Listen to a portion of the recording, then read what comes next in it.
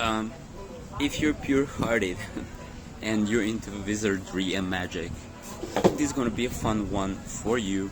Now, a lot of books about magic, a lot of ways have been described, like historically, where you can find books where somebody explains how, like, rituals and how magic works and whatnot. And fascinating enough, I was too lazy to ever read books, and then I don't know what. Sometimes I listen to people on YouTube that are actually nerdy about reading all of this stuff, and it's very interesting to me to kind of like listen to what they're talking about.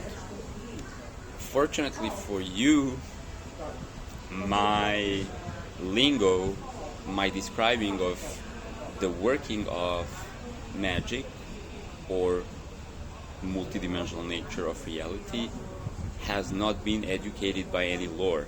So I have to find a modern day, really like street language, like everyday language, to describe how something works. And it might sound, a lot of people, sometimes actually, people would say, Jovan, what you're saying is like so interesting, but I don't really understand. Okay, and so it's hard to explain things with language without introducing new concepts. If you don't know these concepts, then it's maybe like a little bit confusing, but I try to make it as simple as possible. Today we're going to talk about materializing objects out of like thin air or out of nothing. And then actually I'm going to say that first of all, the God mind or the universe is a holographic library of everything that exists. And so everything exists first as a prototype, logos or letters or the code. But then everything that has ever been created in any era on any planet is also stored in this library. So if you imagine the universe to be like a computer, there are things that are appearing on the screen right now that are like physical things that you experience, and we say this is manifested reality. It's just molecularized into or condensed into molecular form. We experience it as a physical reality. It is a reality construct, it is a timeline construct. And if you were in a higher density right now, in a, let's say, higher density realm, this materialization and would kind of be instantaneous. So you would just like crystallize things from your mind into an observed and maybe tactile form. Sometimes less tactile, more ephemeral, sometimes tactile, but it would be instantaneous. So there wouldn't be, you will need like reasoning to actually get it. It just like automatically, synchronistically works together with your will, with your intention. So in a higher density realm, imagine this very normalized. You just speak things into forms. As you maybe vocalize things, they appear as things. So just blah, and you form ice cream. And you say ice cream and you form an ice cream. You say brick and you form a brick. And in this way you can then create in a very fast pace, and you don't need to, wait and contemplate. Now, this here reality that is physical works in the same way. There is something that is called latency, that is basically when you're thinking and contemplating something and that appears over time. So there's a latency to that. This is actually giving you an opportunity to practice changing your mind. Okay? And then you can operate very complex constructs bit by bit by bit by bit by bit. The more you entrain your mind with these phrasing and sequences of like detailed things, the faster your manifestation comes. Okay, because you need to kind of like teach your mind like a computer to go from 64-bit computer to, I don't know, like a 1 terabyte processing. And this is learning, this is experimentation, learning, and then things that the sequences and the phrasing that you already look at me. I'm just talking, I'm just using language automatically. And when I was a baby, I was like da ba do, right? So now I have a lot more sequences and phrases that are just simultaneously combined into this transmission. Okay, so now, and then you become fluent. Okay, and this is also with your manifestation.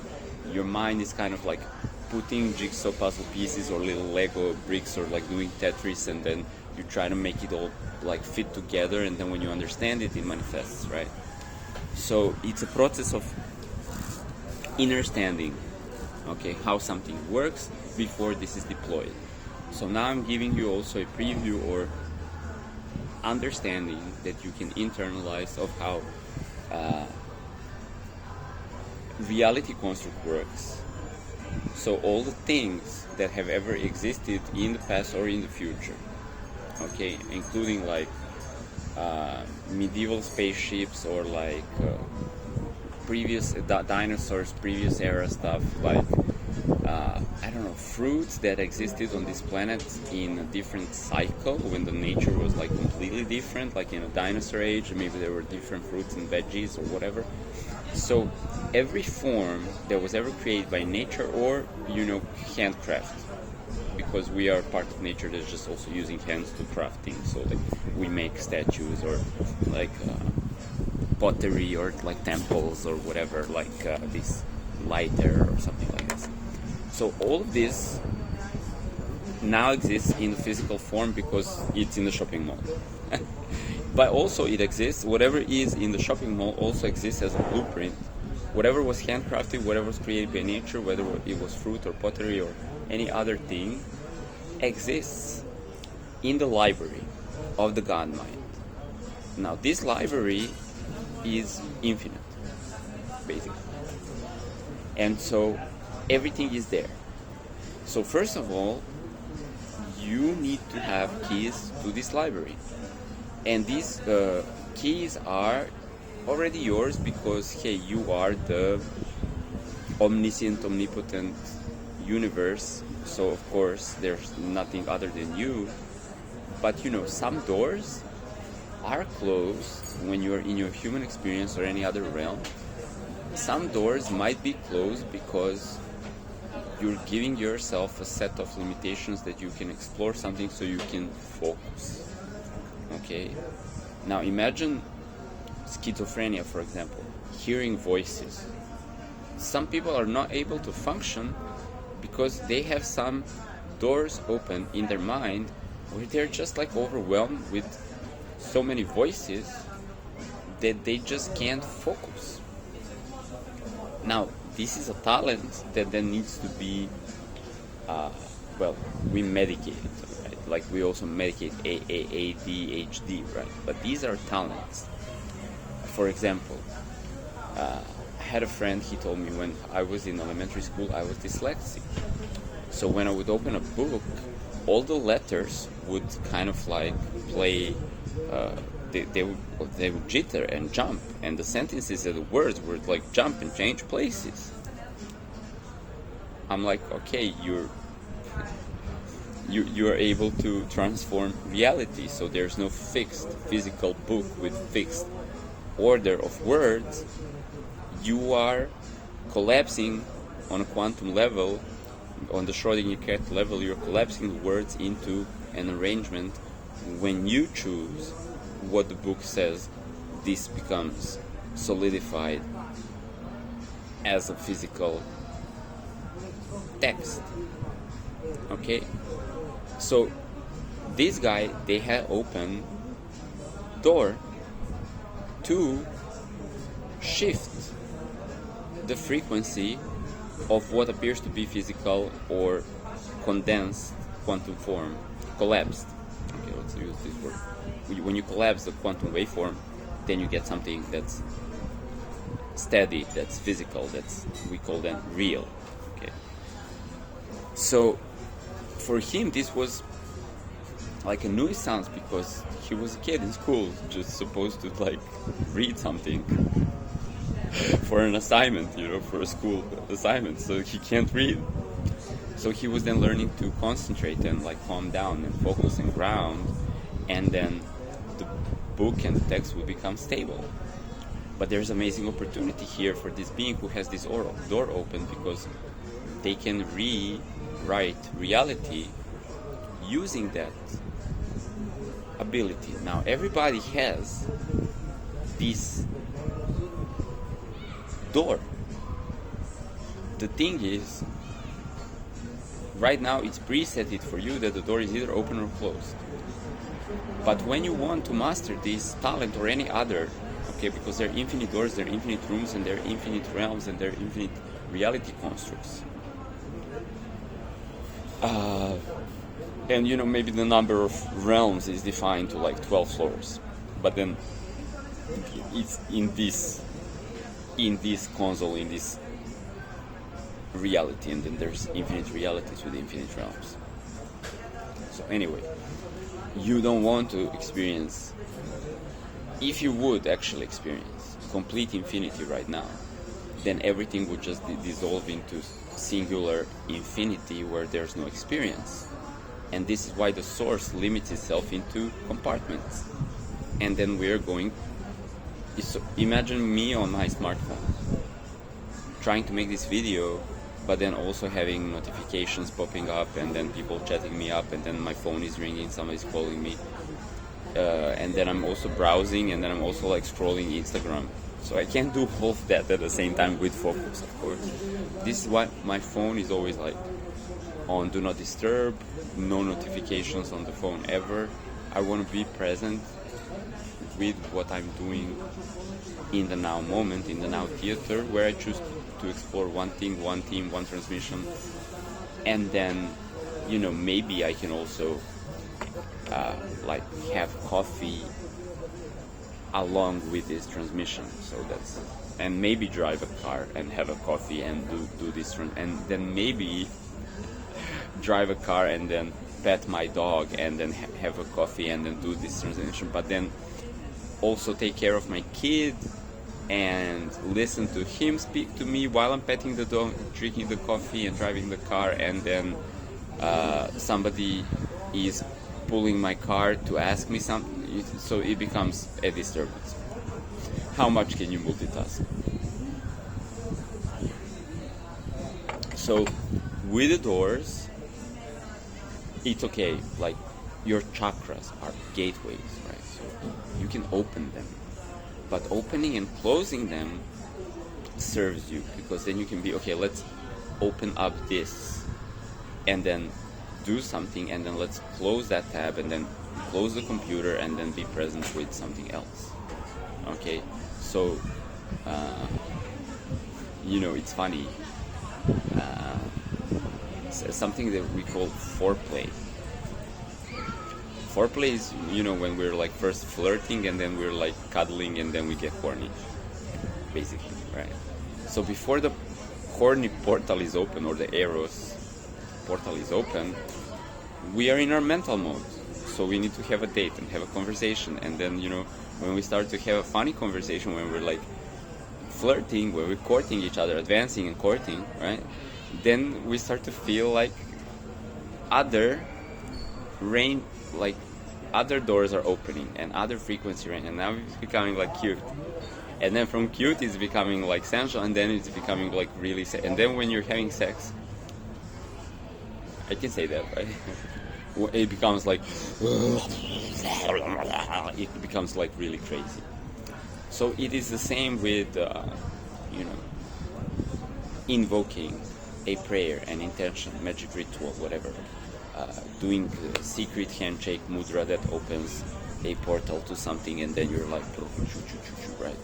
You're opening yourself up to become infused or immersed with this frequency broadcast channel, or then you're going into another, you're opening portal, you're going into a different reality realm construct, or you're connecting with that construct, and things there have their own working. Okay, I was going around and about So let me try to recap what was this supposed to be. See, I opened so many tabs, now I have to close these tabs and come back into what was the original transmission. The original transmission of this was, yes, you have the library. So basically, when you're manifesting, today is very popular with, like, you do something, everybody have their own ritual, how to manifest something. You imagine having something, feel like it's there, then you let it go, and then you're walking down the street and then their thing is on the pavement and you pick it up and you say, oh, look, I manifested this, or somebody comes and give you that, or, you know, it shows up in your bank account or whatever, right? So all of these are actually you loading an idea that is like this ephemeral thing. It's an idea, it's not tangible, into the timeline where it becomes tangible in your physical experience. Okay? Now you might be manifesting things, or you might manifest that you're having a great mood, or that your body is healed, or that your psyche is harmonized or healed, or you may, you know, also work with, you may manifest to have always a positive mindset. You know, so you can also work with layers. Now we're talking about physical manifestation, which means tangible things becoming tangible. So usually what happens,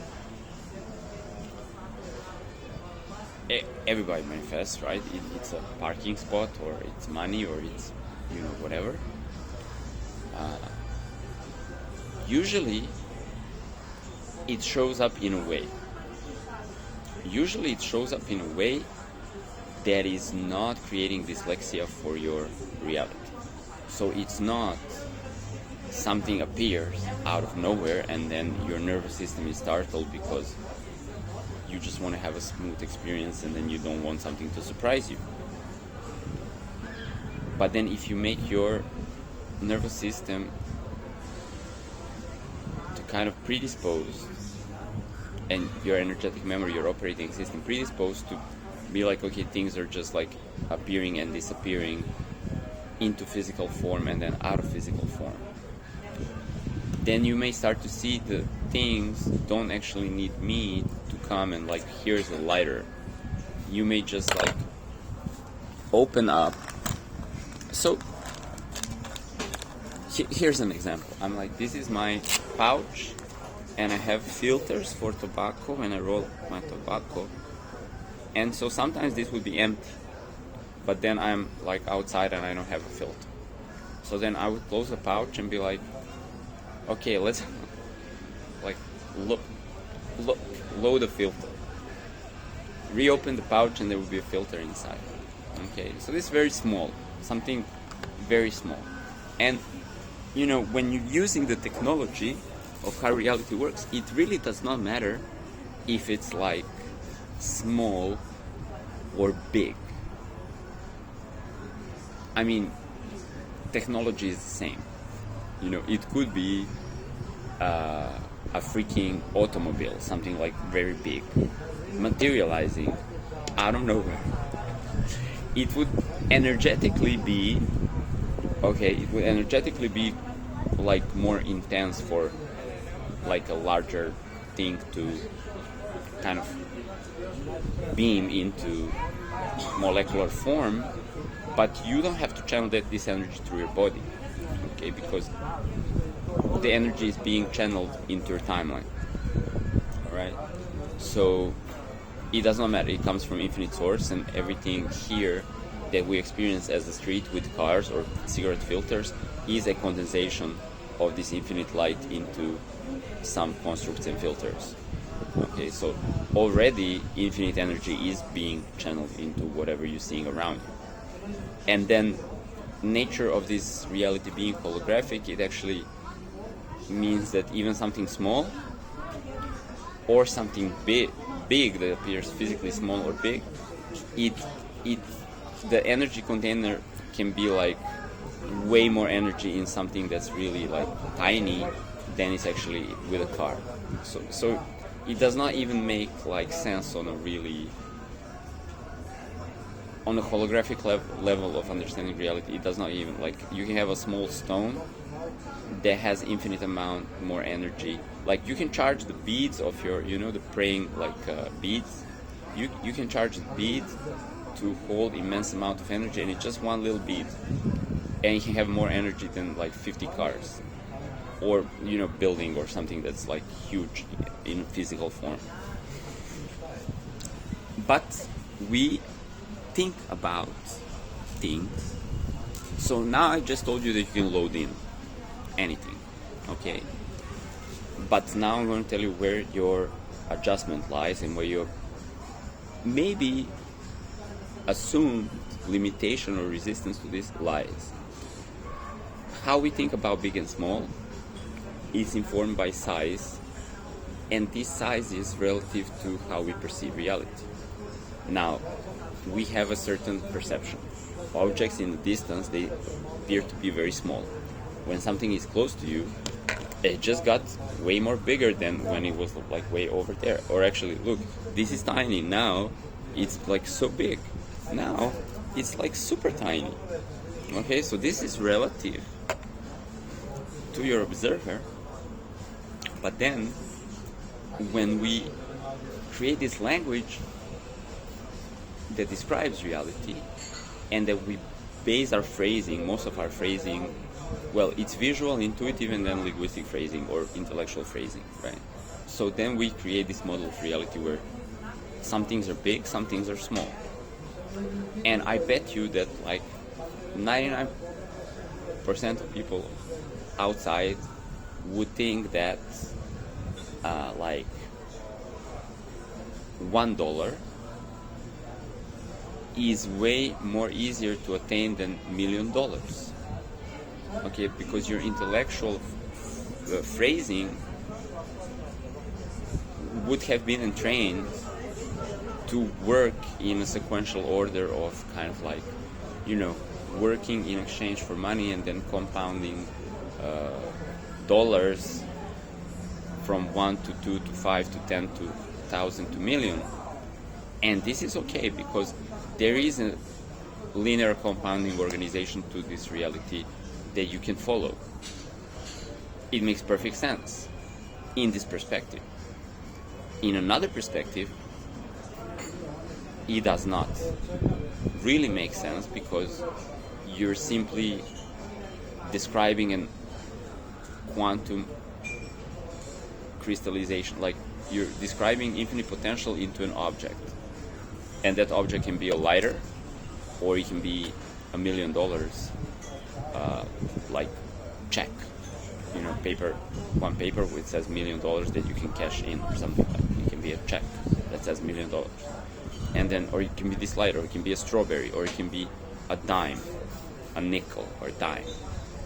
So, on the level of what is an object, really, this object has no meaning. You are assigning meaning to object. So you're saying something is easier for me to believe that it is attainable, or it's harder for me to believe that something is attainable. It's based on my phrasing. It's based on my recorded understanding. Now, your recorded understanding of reality or beliefs are also just objects that are condensed into inscribed potential. Your subconscious is like a memory card. So you record phrasing and sequences of understanding of physical reality. Now, when we're talking about multidimensional or metaphysical reality, there's a different order. Okay? And in this order, you can create things by phrasing them. And you don't have to do anything that is like comparing big on what is big, what is small, or you don't have to have a physical sequence. Like if I want to get this lighter and it's over there, I need to get up and walk and do physical retrieval. No, you can load the lighter inside of your pouch or inside of your room or in front of you from a different place. You can move it through space-time into your here crystallized reality construct, or you can make it disappear or appear. Now all of this requires choosing. So when I'm talking about this, it's information. If I wanted to choose now to relocate my lighter from I'm outside and I want it to be in my room, I would need to conduct a sequence or phrasing that would be, I write down my intention, and how you write down your intention or how you process this is also really just based on what works for you. Okay, so you can just be childlike and be just like poof and then it goes, or you need to have a ritual, or you need to have a formula that you write where you execute this program. It's really like, think of computer design or user interface design for phones or computers or whatnot. So first people, they were like, on an old computer, if you had a computer in the 90s that was like DOS based before Windows, you open this black screen, which is just screen of the matrix, and then you would have a prompt, and then you write like C 2 dots double dash something something open directory, and then you open the directory. So you had to instruct with a formula. Nowadays everything is automated, so you just like click and things are colorful and they just pop up in your screen, and then you just click and it's all done. So your own also working with your own phrasing and prompting, it can start as a, I do a prayer, take an intention to write down a formula and a sequence, and then I write abracadabra, and then I press enter, and then this is executed, and then something is manifested in my reality. Okay, and then if you are expecting things to come in a linear way, then somebody is going to come and be like, hey, I have a lighter for you, and then you're going to take it, because then the reality construct will organize this to come in the way that you expect it to come.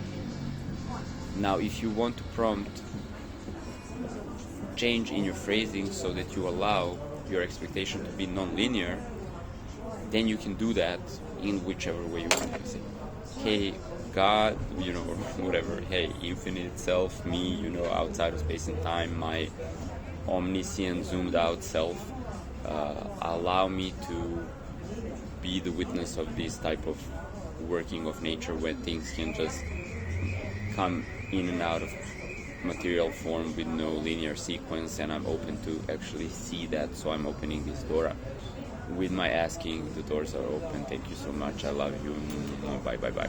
You can do it in this way. Now you can do it like, if you want to do it to like go in a river and pee in the water, and then imagine that your pee is telling to the water this intention, and then the water carries that intention into the ocean, and then the ocean tells it to the universe, and then that can be the way that you manifest, really, because the universe and all the rules inside of it are imagined by you, and so the doors that are also closed or open are imagined. Now they remain open or closed based on, really, are you knocking? Are you knocking on the door? If you knock, the doors will be open. So find a way that works for you. I'm just giving you some inspo. You get something that you can phrase, some information that you can then take apart, break apart, discern, and then you can phrase it in whatever way you want. All right? Have fun.